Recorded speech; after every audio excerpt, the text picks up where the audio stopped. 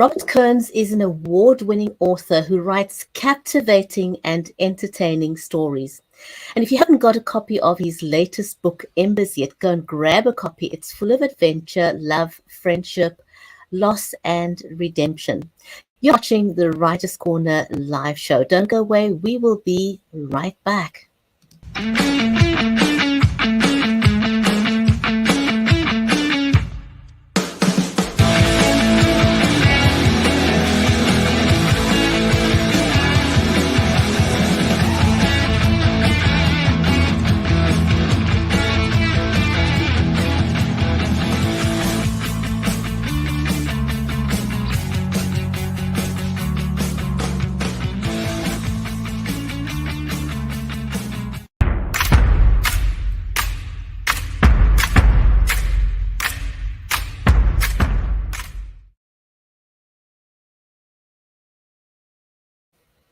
If you've just joined us, then you are watching the Writer's Corner live show. So whether you're watching us over on Facebook, on YouTube, on Twitter, on LinkedIn, and also over on Amazon Live, a huge, big, warm welcome to you.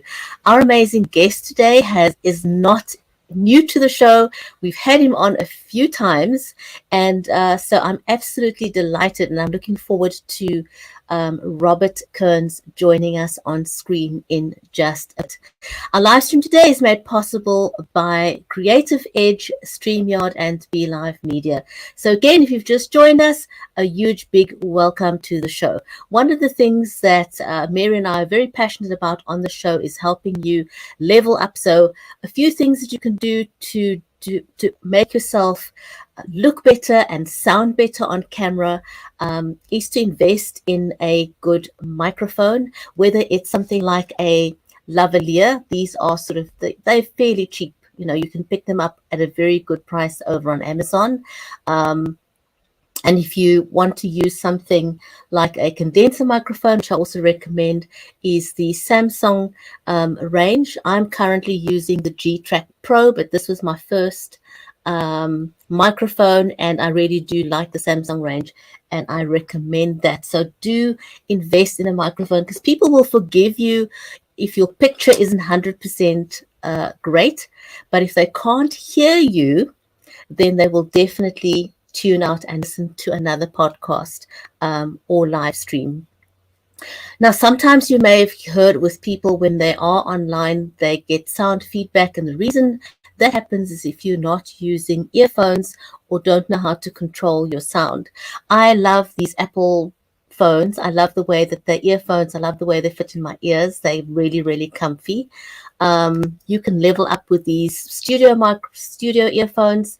It's not my personal favorite, just from a fit point of view, but they are absolutely fantastic when it comes to sound. These are the Shure ones. And of course, again, as I said, Apple is my absolute favorite. So take your pick, but use something, because it'll help you come across better. Now, another thing that people often do is, you know, when you're going live to a place like Instagram, for example, or Twitter or YouTube, you may do that on your phone. And so if you're going live to Instagram, I know that you will generally hold your phone in and that's 100% correct. But if you're going live to YouTube or anywhere else, Facebook, do yourself a favor. Get rid of the black lines on the side simply by turning your phone into landscape mode, and people can see you.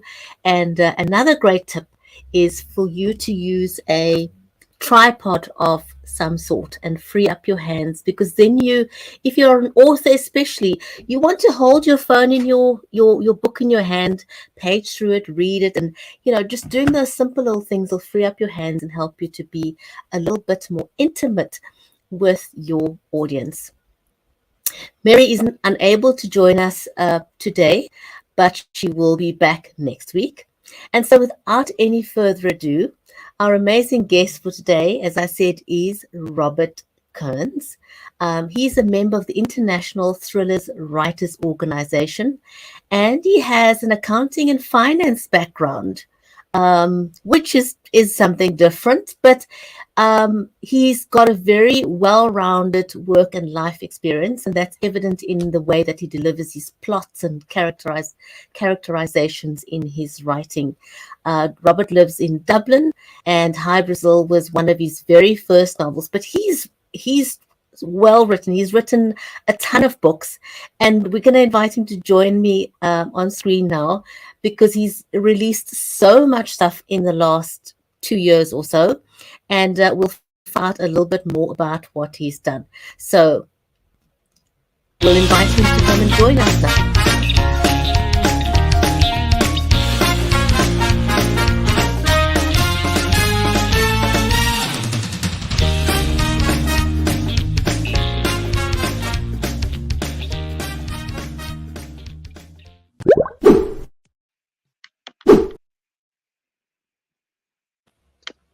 Hi, Robert, Brisetti. welcome to the Writers Corner live show. It's fantastic It's having you join us. What have you been it's up to in the great to be last back. year? Well, it's terrific to be back. And you know what? I enjoyed your little introduction there with I need to invest in some of that stuff. I think perhaps a microphone might be a good idea. I'm a little bit behind on the tech, but I think you're after persuading me there. You've sold me. I think I need to go onto Amazon and pick up a few bits and pieces, and hopefully that'll make me a little bit better for these interviews. But it's great to be back. It's been a while, but I've been looking forward to this now. Mary, unfortunately, she can't be here, but she contacted me a few weeks ago, and I was like, "Yay, I'm back! It's great! It's great to come back." So I've been looking forward to this now for the last few weeks, and it's great. It's really wonderful to talk with you again, and hopefully we'll get an opportunity to go through a few things and talk about the books and talk about stories and what I've been up to. And it'll be great to fill everyone in on what's been happening over the last couple of years since I was last on. Absolutely. So let's start with how you became an author. You when did you decide you enjoy writing and you wanted to actually do this full time? Well, I think it's always been an ambition. Like I talk to a lot of writers, and many of them have the same kind of story, and that they've always had this ambition in the back of their mind that they wanted to write a book.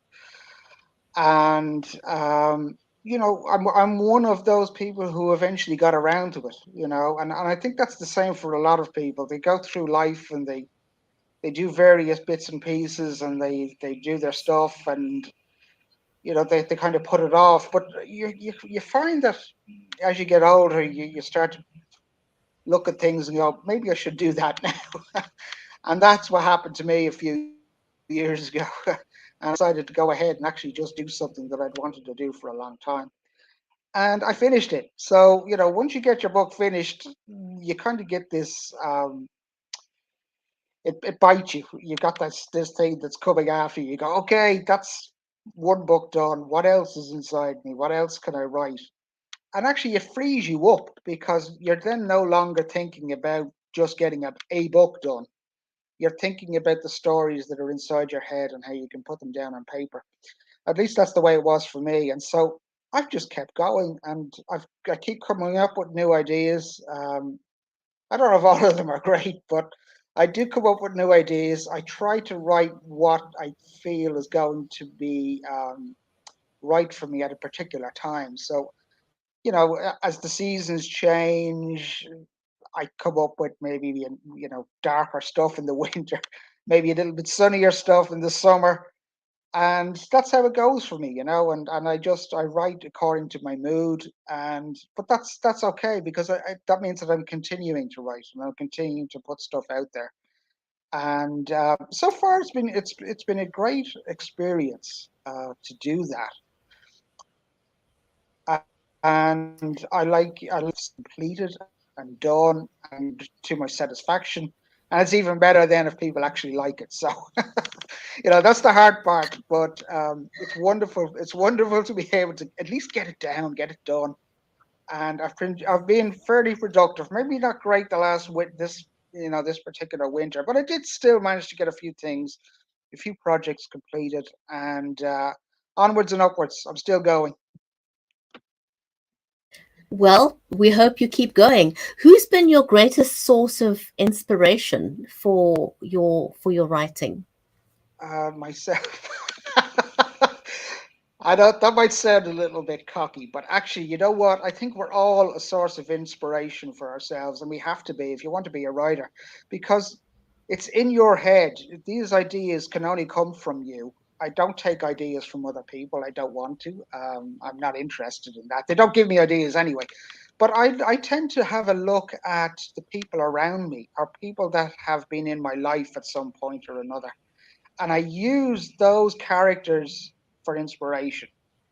Um, I think perhaps Agatha Christie. Now, I'm not comparing myself to Agatha Christie. I don't even write those type of books, but I think she was kind of similar. She looked at the people that were around her in the various stages of her life and was perhaps influenced by them from her youth all the way through adulthood. And she traveled.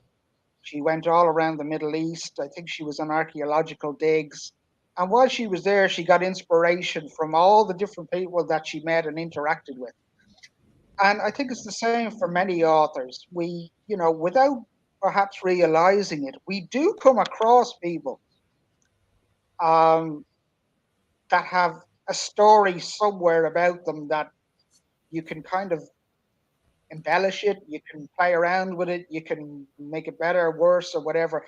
But you might get the kernel of an idea from people that you've been with and people that you've interacted with during your life. And certainly there's also events that um, influence you. And I'm after finishing a story recently. It's only a short story, but it's something that when I'm when I'm sitting here some days, I'll get to thinking about something and I'll make a note of it. Make a note of it in my little writer's diary. And I suggest any prospective writers, get yourself a little blank diary, okay? And write down stuff that comes into your head for ideas, okay? Because what happens is I revisit them 6 months, a year later, or whatever. And I go, yes, I remember thinking about that. And I remember that event from when I was young. And that would make a good story. So recently I was thinking about a story that I heard when I was young. And I know that the story that I heard was a fabrication, but it was a good story. And it was about a tree. There's this particular neighborhood that was close to where I grew up, and it was quite unusual in that it was an old neighborhood surrounded by newer neighborhoods all the way around. So it was like when you walked into it from one side, you got this whole different perspective. It was like being in a country village. And then you exited on the opposite side and you're back into normal suburbia again. And that was always fascinating to me. I always loved that. And I remember walking through this when I was about 15 or 16 with somebody. And he pointed out this tree, it had these beautiful trees, these really old pine trees. And he pointed out this chap that I was with pointed out this tree. And he said, "Oh, they call that the Joshua tree." And I was like, "What? Why?" Because it's not a Joshua tree. But it was a very unusual tree. Even though it was a pine tree, it had this character about it. It just had this fabulous, and the tree is still there. But it was old, and I think these old trees have a story themselves. And so he was telling me something about some nun that had some interaction with that tree many, many years ago, or some such thing, right? And I was going, I think I'll make a great story. I'm gonna make it all up, but I'll build a story around this fabulous tree that has a story of its own. That it's probably been around for 150 years or something. It's seen everything, and so I got my inspiration from that, and I was very happy with the results. It was about the tree, and it was about that particular neighborhood that I was writing about because of it had such unique characters or characteristics about it. It's a story in itself, just being there. And so, as a writer, if you can take your inspiration from not only the people that are around you, but the Anything. places that are around you, um, to produce something, to produce a piece of work, that's, it's, people would say that's using your imagination, but it's so true. I mean, and a lot of people don't realize that the places that they live in have stories. They have great stories that are just waiting to be told, and they need somebody to tell them. And not everybody, most people would probably walk by, walk through this place 1,000 times and never think anything. But the writer, hopefully, the writer can walk through and absorb, absorb the atmosphere and put it onto paper. And so that's what I did recently, but I do it with other things as well. I was thinking about, sometimes I'll hear stories from other people, or I will come across family events that I will embellish as well. And but I take the kernel of the idea from something that maybe happened 60 or 70 years ago. I'll give you an example. I had heard that a relative of mine um, died during World War II. Okay, but after doing some research, it turned out that it wasn't the brother that my mother and my family thought it was. It was one of the other brothers. So the one of the The plot brother thickens. and the brother who was an uncle of theirs. This is going way back, obviously, to the 1940s. But the brother who was an uncle of theirs that they thought died in the war hadn't died in the war at all. He ended up settling in America and lived to be an older man and died peacefully. And the other brother that they didn't know anything about, he was the one who ended up dying in the war. So I had an interesting story there as well, kind of like that. I could actually just take as I said, the essence of the idea and create a story around that. And that's what I thought was fascinating, these family dynamics, that sometimes the children growing up in the 40s and 50s didn't get all the information. They might have got bits and pieces and then they got something mixed up and they may never have met these relatives that they had, which was true. They didn't. Sometimes these people were gone. They emigrated. I said one left for England, one left for America, and war happens and people lose contact with their families from their homeland, which was in Ireland.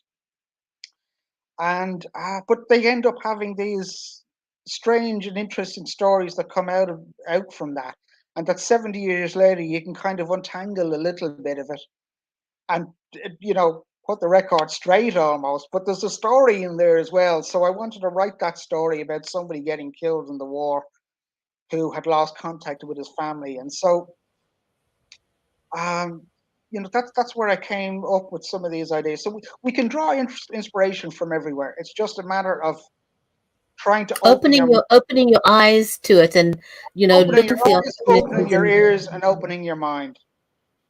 being aware And of your surroundings.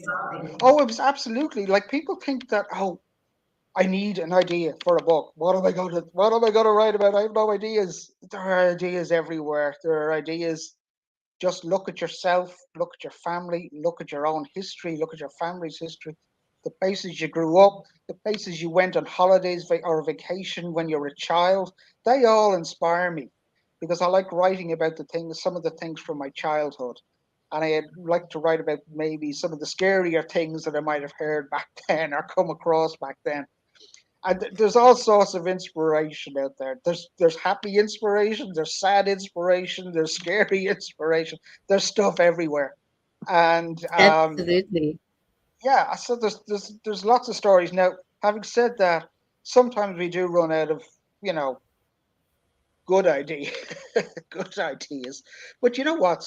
It pops up. Something will pop up and it'll pop up when you're least expecting it. You could be in conversation with somebody and they'll remind you of something that happened way back when. And then suddenly there's an idea. You now have an idea that you didn't know you had. And So, run with it. I mean, tell us a bit about your. You've had two novels since we've spoken. You've had Embers and Ossuary and some short stories. So tell us a little bit about Ossuary and the Embers. well, Ossuary was an historical novel, okay? And I like watching documentaries. And again, that's another place that I get ideas from, okay? Because from documentaries, we learn about history and we learn about human history, and sometimes we find out new information that we didn't have before. And even historians find out new information through archaeology and whatnot. So the body of human knowledge is always expanding, and sometimes you can pick up something from that you will say to yourself, "Oh, that might make an interesting story." So ossuary was I wanted to go back in time to biblical times, and I wanted to go back to the Jerusalem, and I ended up writing a story around sort of a retelling of the biblical story. That's what I wanted to do there. I wanted to come up with my little take on it. It's not meant to be historically accurate. It's a work of fiction, but it was kind of something that I took inspiration from the biblical story and put a whole new spin on it, and that's what I came up with ossuary. Um, with Embers, Embers was another historical novel. So I'm after writing two historical novels in a row. But Embers was set in puritanical times. So I wanted to do something there because I have this kind of interest in the evolution of religious ideas, and I like to write histories. But most of my stories revolve around people. So even though the story is set in a time period, it's really about the people and the characters that I throw into these time periods and how they react with the changing situations that are going on. So I wanted to write in Embers. I wanted to write about somebody who was sort of taking advantage of the situation, a little bit of religious turmoil that was going on in England, around the puritanical era. And he was, I wanted to have this character who was kind of becoming a man. He was going out of his adolescent years and into his adult years, but he saw opportunities to make some money. And what I wanted to do was to have him fall in love, and then having a change of perspective about how he goes about things. But he ends up in America in a puritanical colony. And from there, it looks like his life is going quite okay. He's making the money that he wanted to make. He has prestige. He has all these things, but he's not actually interested in the religion, even though he pretends to be. So that was kind of the aspect that I wanted to do. I wanted to have a kind of a pastor figure who wasn't religious, but who was only in it for what he could get from it. But in the end, things start to backfire on him, and there's a little bit of you know he gets into a situation that he wasn't expecting. Things went too far. So basically, my novels, certainly Embers and Ossuary, are about characters more so than any particular historical accuracy. It's more about the people, and I like writing about people that have a little bit of complexity to them, and there may be something unexpected turns up, and how they deal with that, and how it affects the people around them. That's basically what I like to try to bring out. How does this affect the family dynamic? How does this affect his wife? How is this going to affect the other relationships that he has when things go awry?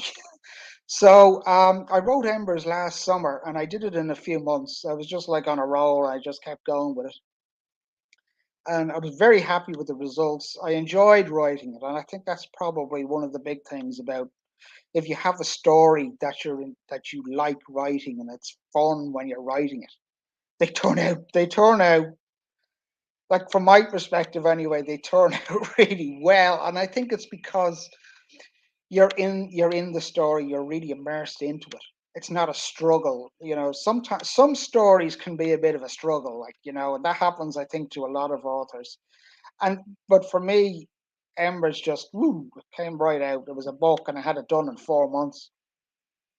And I love that. That's something that some authors, and myself included, we don't always get that. So when you get it, that everything is just going onto paper the way you wanted, and the story is unfolding, and the plot is working the way you wanted, and you've got a few twists and turns and ups and downs.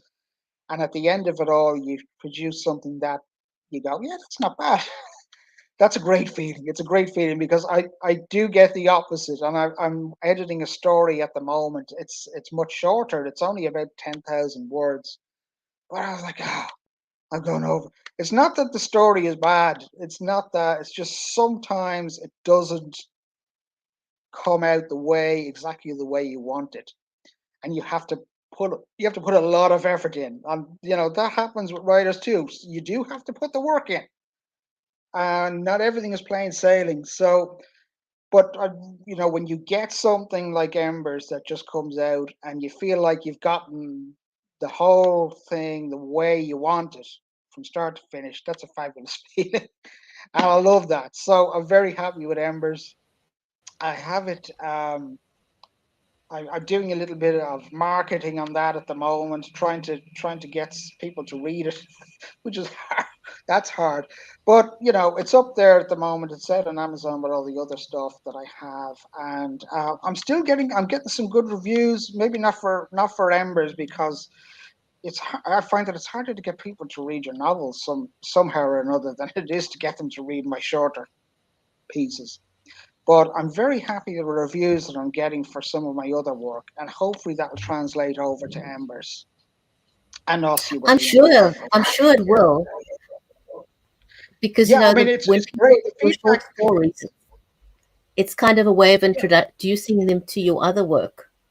Well, absolutely, yes, absolutely. Now, I love the short story format. There are two different there are different styles. I mean, there is a huge difference between the two, and I think that's maybe why I devote a lot or sometimes devote a lot of time to my short stories, because you have to pare it right back. It's a different art form almost. There's not as much. There's no fluff.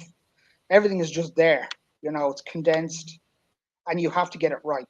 And that often involves editing and re-editing and checking to see what works, what doesn't work. It's a different style. It's a different practice.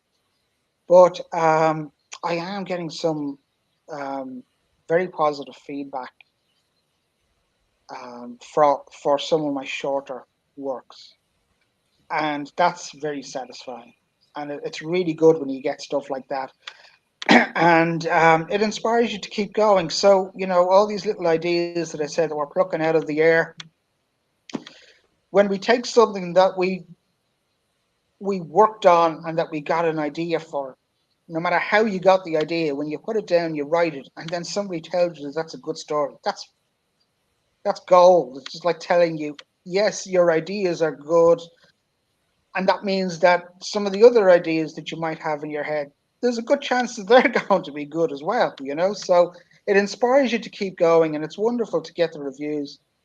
And if people are out there reading any author's work and they like it, okay, because it happens so often that people do like an author's work and then they don't leave a review. For an author, we really we need them, but it also inspires us to keep going. So if you like the work of an author and you enjoyed reading what they wrote, please leave them a review, because they really appreciate it. It's fantastic to get that.